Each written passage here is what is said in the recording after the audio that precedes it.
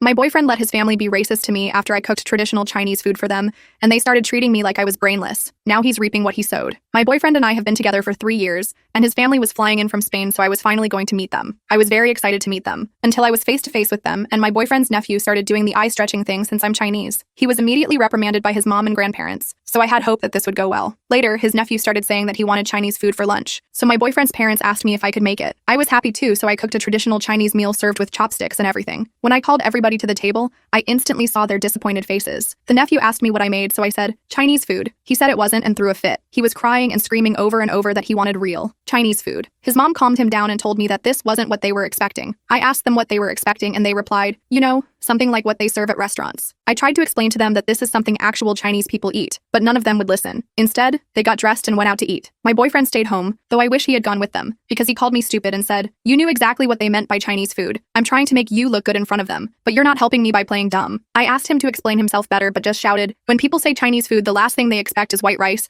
Get a effing clue, you dumb beach. That just didn't make sense to me because many Chinese dishes are served with white rice. After that incident, they started to speak to me like a toddler, over-explaining everything they asked me to do, and stopped correcting the nephew's racist behavior. I tried to tell my boyfriend to get them to stop, but he said, this is your making. Now they think you're brainless. Thankfully, they left the next day, but my boyfriend and I barely talked, and I really needed a safe space. I went to my family about it because I knew they would understand, and they were furious. My dad told me I needed to dump him, and I asked him to join me because I was sure I would start crying if he insulted me like that again. My dad, of course, said yes, and we went to my boyfriend's place. He didn't take the breakup well. He shouted that I couldn't dump him and he wouldn't let me end the relationship. My dad intervened, saying he couldn't tell me what I can and can't do. My ex got in his face and shouted that he didn't follow orders from a chink, and then said I was his property and he could do whatever he wanted with me. My dad remained composed, though I saw him ball his fists. My ex caught on and said he was more than happy to use my dad as a punching bag and hit him. My dad ended up being hurt, but he also landed some punches on my boyfriend. He left him blue in the face and my ex was bleeding and my dad's knuckles were bruised. I was horrified, crying, screaming, and with no idea of what to do. When my dad thought he had enough, my ex retaliated by pushing me out of the apartment, and my dad followed me. He then locked himself in the apartment, and I had left all my stuff in there so I couldn't leave. We heard him breaking some things, and I realized how crazy he was. My dad called the police, and they arrived 20 minutes later. They tried talking to him, but he kept yelling out slurs and telling me to go back to my country and leave him alone.